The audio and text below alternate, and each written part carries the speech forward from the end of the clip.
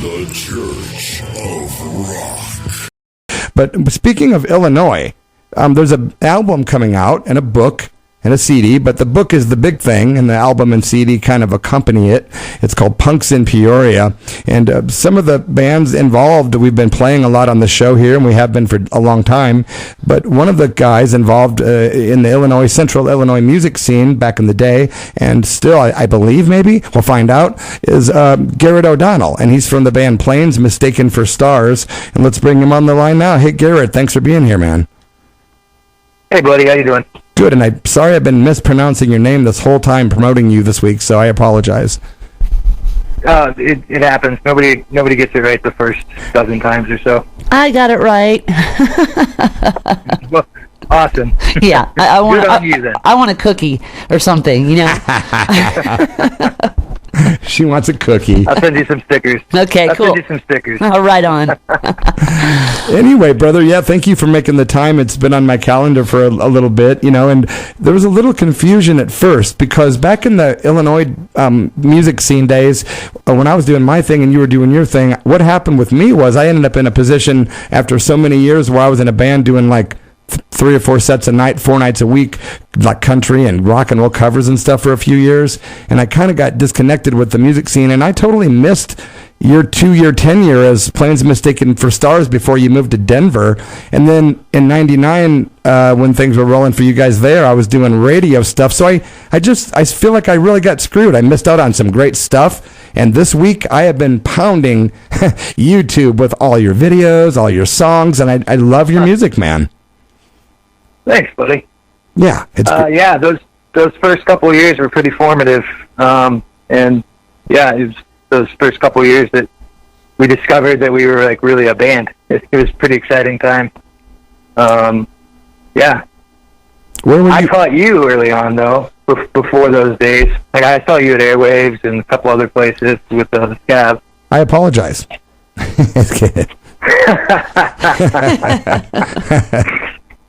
But yeah, you know, where were you playing at? Where was playing, like when you guys were taking off and starting out and rocking out in Central Illinois, like where were you guys playing at and stuff? Well, the big one that always comes up and the ones that are kind of the most memorable is, of course, Tiamat, the record store. Yeah. Those were like really, really formative shows, and really, there was so much, a feel of as much community as I ever felt from the Peoria scene was kind of centered around those shows. And then, of course, Pizza Works was doing shows, as they always have. Those are the two that I remember the most. And then the Legion Hall shows had kind of stopped by the time Planes started, but the band we were in before, Dismiss, got to play a couple of the Legion Hall shows that John Wright was doing with the Naked Bums. But yeah, most of the Planes shows was Tiamat and Pizza Works. Yeah. And, of course, house shows and whatnot. Yeah, are you still residing in Central Illinois or no? I am in Peoria, yes. I am. I wasn't quite sure about that. I'm here, and then Mongo, the drummer, is in Chicago, and then Chuck is in Denver, and then our bass player Neil lives here with me just currently. He actually came to do some writing, and then the pandemic hit, and he lost his job and everything, and I was like, we'll just stay here. And so we've got a lot done over the last year. Just it's been kind of cool having a roommate. Yeah, and being forced to have extra time, you know, it's like, woohoo, creativity abounds. Yeah, we've written, I mean, I think he's at about 200 songs now. I'm nowhere near that with him, but we have recorded 2 records worth of stuff that we're actually releasing since he's been here. So it's been productive, to say the least. That is pretty abundant, man. Good job. Jeez. Yeah, you know, I mean, we're stuck together. What else are you going to do? Go nuts. Right. Put all your mental energy into those records, man. Mm-hmm. I'm really excited about the book coming out of Central Illinois. I think it's in June, I believe, called Punks in Peoria, and I'm really excited about that. I know that you were interviewed for it, and I do believe you have music on the album and CD. Is that correct? Yes, yeah.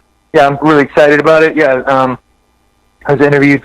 Yeah, I did a couple interviews for it with John and Dawson, And yeah, it looks really promising. I mean, at the very least, it's exciting just to have a little bit of attention brought to our little scene and the veil lifted. Yeah, I'm looking forward to seeing what's in the book, and I'm dying to hear the record. I can't wait, man. I, like a geek that I am, I went through and ordered a ton of pre-copies, a few $100 worth of like books, records, CDs, just to have, because I know they're going to sell out like hotcakes. But I'm looking forward to the roster, you know, and just reading the book and hearing your music on there. It's going to be a fun deal, man. Yeah, I'm pretty excited. It's kind of, for me, it's weird because the tunes they're using that I was involved with was their high school band, Dismissed, and it's kind of weird. It's like, you know, reading your high school or junior high journal or something. It's sort of embarrassing, but it's got legs, you know. I mean, it's an honest part of my past and our past. So I enjoy it for what it is. Yeah. I don't regret anything because it got me to where I'm at right now, and I'm a pretty happy guy. Now, you guys started Planes Mistaken for Stars around 97. A couple of years later, you moved out to Colorado, and you guys did a total of, 3 albums and 4 EPs, and then you did another album in 2016, which was your 4th, correct? Yeah, that sounds about right. Yes. Nice. The last record we did was Pray, and that was 2016, and we've got one almost in the can right now that will be out hopefully in October. Wow, nice, man. And the people that you mentioned earlier, those are the folks on the album? Yes, that's our, I think that's the lineup till death. Till death you do part. Yeah, the newest guys in the band have been in it for 10 years. So. Okay. What about what's the deal with Hawks and Doves? Was that a side project of yours? Another band that I missed the boat on them, but I'd like to know the history and the story behind that.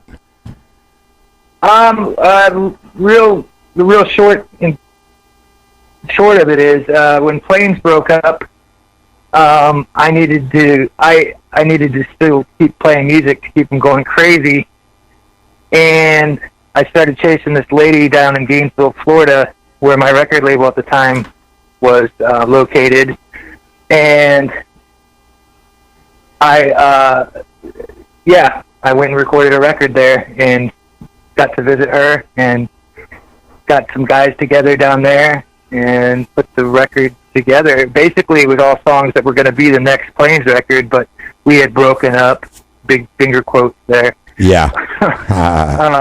It was more just a big hiatus.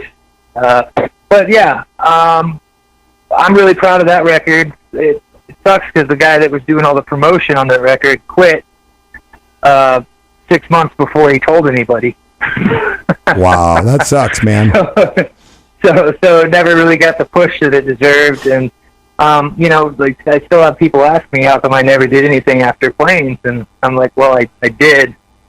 It's Hawks and Doves. And yeah, I think the record's out of print now, but if you can find it, pick up a copy. And I'm really proud of it. It really, it's not far removed from what Planes was doing, but it's just kind of a different shade. Yeah. I like the name too, man. And, you know, all these different genre names I've read about your bands, like, you know, post, hardcore, emo, rock, punk, metal. What would you describe your sound as, or would you?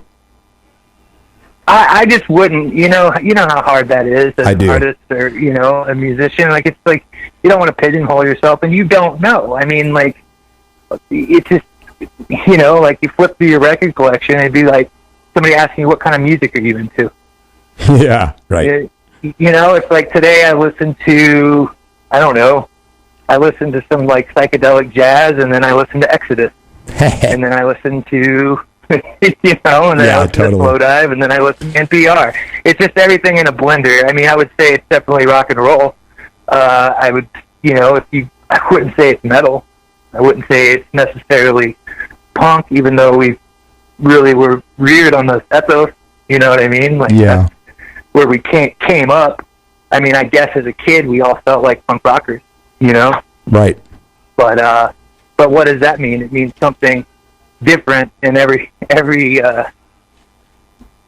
town. It really does. It's one of those moment. It's one of those words where it's like it can be interpreted so many ways, it seems like. Yeah. I would just say, we're aggressive. You know what I mean? Like, we definitely, we have layers. Yeah. It's moody stuff. Yeah, I was going to say that's what I thought too. When I was watching some of your stuff and videos and audio, I was exactly what I thought was I like these guys because I like moody music anyway, being a Pisces. So it really caught my attention as like, wow, I missed the boat back in the day, but thank God for YouTube. Now I can catch up, So yeah, I mean, we grew up listening to as much Bauhaus as we did Black Flag. Yeah, that was exactly me, dude. Bauhaus and Black Flag. I love both those bands. So yes. Killer. I love all across the board. How did the name come about? Planes Mistaken for Stars. How did that come about? It's real simple. Just one night I was having a bummer night, and I wished on a star, and it blinked. Wow. And it was a plane, and I was like, oh, crud. And years later, it came to my attention that Paul Westerberg does like a play on those words in a Replacement song that I never caught because I'm a huge Replacement fan. But people have asked me if it came from him, and I'm like, no, but cool. Yeah. Great minds, right? Birds of a feather, for sure. What have you been currently listening to lately? A ton of stuff, or do you have anything you're obsessing over currently? Oh, geez, so much.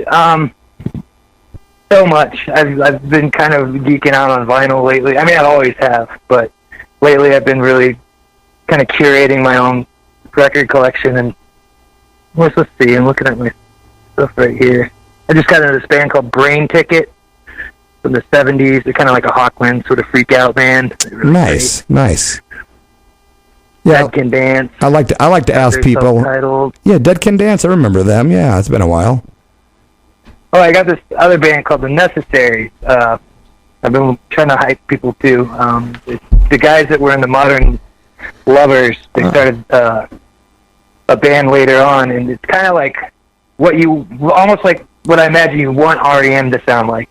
Yeah, but they just never do. That's funny. They're really angular and moody and just like honest. And I don't know. I can't get enough of it from very early '80s. That's cool. And these are all vinyls you're talking about from your collection, huh? Yeah, I'm a huge record geek. I was for all my life, and then about, like 7 years ago, I got in this weird kick. I just sold everything I owned just about, and then the stuff I did keep was like the cream of the crop, and then we had all these fires out here, and I lost everything, man. So I'm just, at this point, it's nice to hear somebody else is collecting, and I, like you, I've just started creating a new collection, and it's kind of fun to appreciate even the small collection, Yeah, I saw that you were doing their autographs. You collecting autographs. Yeah, it's a lot of fun, man. I've been getting some really cool stuff, trading with people, and man, got something from Wasp this week, and some Dee Snider and Johnny Rotten, and all kinds of cool, weird stuff. But yeah, it's fun, dude. Nice. I need to get me a Planes. I inherited. I'm sorry. Oh, you go on. You needed what? I said I'd like to get a Planes Mistaken for Stars vinyl or CD autographed, and I'd be glad to pay the cost, of course. Yeah, I'll just send you one out. That'd be rad. Recently inherited a collection of ticket stubs and autographs from my mentor. He recently passed away. Aw. And there's some killer stuff in there, though, that is just so neat to have. I have a Sex Pistols ticket stub from when they were going to play Chicago but canceled. Wow. So it's not torn. It's pretty cool. I got a Thin Lizzy ticket stub. Wow. From like 76. Love Thin Lizzy. Oh, yeah. That's one of our biggest influences, I would say, that we collectively all love. Yeah, we play a lot of them on the Church of Rock. Sister Tracy and I are big Phil fans, and of course, she always keeps the 70s stuff pumping out with that great stuff, man. Yeah, it's cool having autographs and ticket stubs. It's a great pop culture thing to collect, Yeah, sometimes I feel like bad. Like I totally get where you like slim down and just got rid of stuff and just like offloading stuff sometimes feels so good, but I'm just such a geek. Like I know. I just can't. I try not to tie myself too into the material stuff, but it's hard. It's all I really have to give my kids. Yeah. That's funny. We were just talking about attachments and how they cause suffering, but we can't help it. And then last night the same thing you just said. We're like, well, for all the like pop culture items that we invest in or autographed or pop culture things, literally later on they're going to be worth more money. So like you said, we can leave them to our daughters or whatever. Yeah.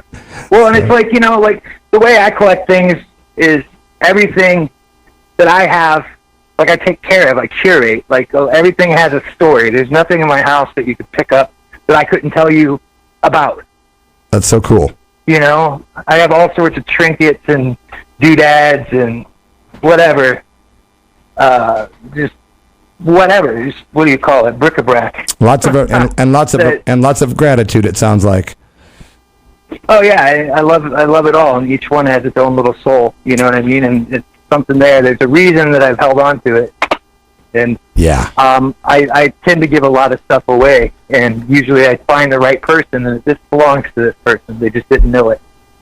That's awesome, brother. Yeah, I like that attitude a lot, and I appreciate you being a guest on the Church of Rock tonight. It's always a pleasure meeting new people. I've been looking forward to talking to you. I'm sorry our time's up, but we do have time to play. I want to play one of your songs, though, and I hope it's okay with you, but we went through and decided to play something from your Mercy album from 2006, your third album. Cool. We wanted to play a tune called Never Felt Prettier. All right, yeah, I knew that's the one you were going to pick. We still play that every show. How do you know that? How do you know? Is it just a favorite or something? No, I just knew that's what you were going to say. That's funny, yeah. I was like, oh, it's this one or this one. Oh, wait, no, this one. And then finally, that's the one I settled on, though. Yeah, I just had a feeling it'd be that one. Yeah, we had 4. The first one, what was the first one? I scratched it off the title. It was from a different album, though. But either way, I just decided it felt good, and so I wanted to play that for the folks tonight. And Sister Tracy, would you like to say goodbye? Yeah, absolutely. And we thanks so much for being on, and hopefully, you know, we will catch you down the road, and maybe you can come back again and talk a little bit more. Yeah, thank you for having me, and thanks for nailing my name right out the gate, and I appreciate your time, and it's been a pleasure to meet you guys. Yeah, thanks, Garrett, and I'm glad I got your name right now, and I'll be in touch, man. I'd love to get some of your music for sure, man. Cool. All right, take care, buddy. Awesome. Thank you so much.